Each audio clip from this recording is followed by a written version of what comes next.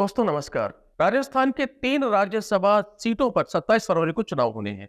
पहली सीट है डॉक्टर किरोड़ीलाल मीणा की, जो मंत्री बन चुके हैं भाजपा सरकार में और वो सीट खाली हो चुकी है।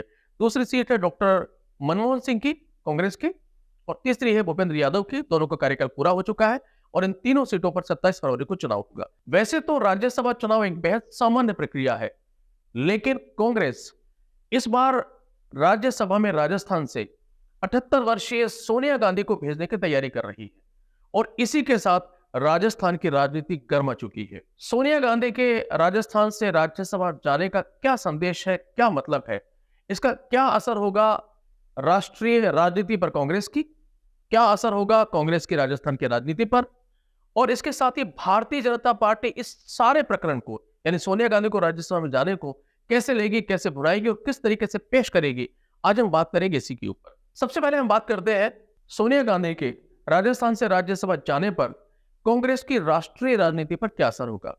देखिए, जब भी किसी राजनेता को राज्यसभा में भेजा जाता है या वो राज्यसभा में जाता है तो उसका सीधा मतलब ये लगाया जाता है कि वो सक्रिय राजनीति से एक तरह से अलग हो रहा है और रिटायरमेंट की तरफ बढ़ रहा है। तो सोनिया गांधी 78 वर्ष की है और अगर वो राज्यसभा में जा रही है तो उसका सीधा सा मतलब है कि अब कांग्रेस में वो सक्रिय राजनीति में नहीं रहेंगी और ना ही लोकसभा का चुनाव लड़ेगी।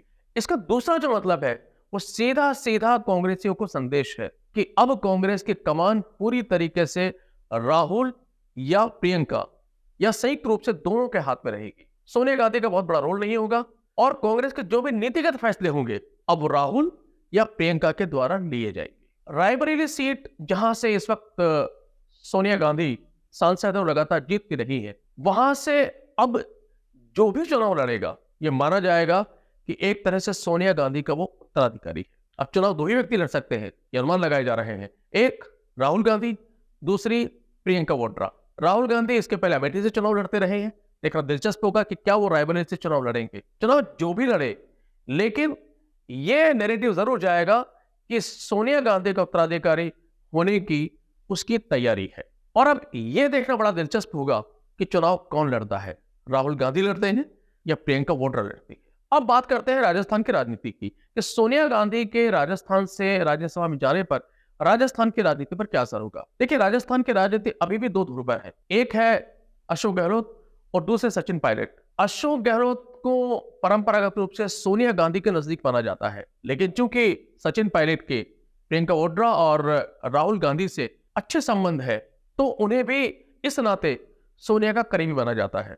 जब सोनिया गांधी यहां से चुनाव लड़ेंगे तो अशोक गहलोत और सचिन पायलट दोनों उनके करीब होने की कोशिश करेंगे, लगातार साथ में दिखने की कोशिश करेंगे और ये नैरेटिव सेट करने की कोशिश करेंगे कि सोनिया गांधी के करीब अशोक गहलोत ज्यादा है या सचिन पायलट ज्यादा है। अब प्रश्न उठता है कि भारतीय जनता पार्टी इसको किस रूप में प्रस्तुत करेगी, कैसे इसको लेगी। देखिए, भारतीय जनता पार्टी की राजनीति बिल्कुल अलग है। वो जब सोनिया गांधी यहां से लड़ेंगी तो पहले तो प्रचारित करेंगे कि अब पूरी तरीके से कमान राहुल और प्रियंका के पास है। दूसरा, वो इसे इस रूप में लेंगे कि सोनिया गांधी रायबरेली से चुनाव हारने के डर से चुनाव नहीं लड़ रही है और राज्यसभा में जा रही है। देखिए, करीब करीब ऐसा लग रहा है कि अगला जो चुनाव होगा लोकसभा का कुछ महीनों के बाद में, वो श्री राम के छत्र छाया में और सनातन के नाम पर लड़ा जाएगा। भारतीय जनता पार्टी नैरेटिव को सेट कर रही है। तो भारतीय जनता पार्टी इसी रूप में पेश करेगी कि जो कांग्रेस का शीर्ष नेतृत्व तो माना जाता है सोनिया गांधी, वो भी राम नाम की आंधी में चुनाव लड़ने से डर गई और डर के कारण चुनाव नहीं लड़ रही है और राज्यसभा में जा रही है।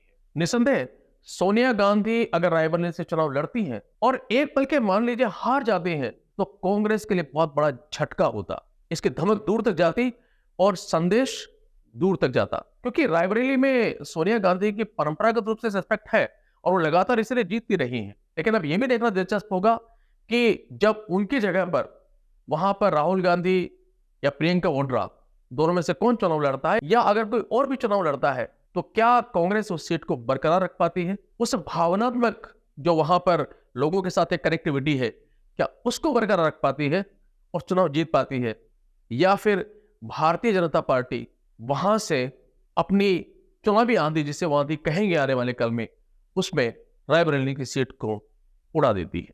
अब राज्यसभा चुनाव में ऊंट किस करवट बैठेगा, क्या असर होगा, कौन किस पेश करेगा, यह देखना काफी दिलचस्प होगा। फिलहाल इस वीडियो में इतना ही। चलते चलते आपसे गुजारिश, वीडियो को लाइक कीजिए, सब्सक्राइब कीजिए, अपने राजनीतिक मित्रों को शेयर कीजिए और साथ में कमेंट बॉक्स में जरूर लिखिए आपको वीडियो कैसा लगा। अगली वीडियो में फिर आपसे मुलाकात होगी, तब तक मुझे दीजिए इजाजत। नमस्कार।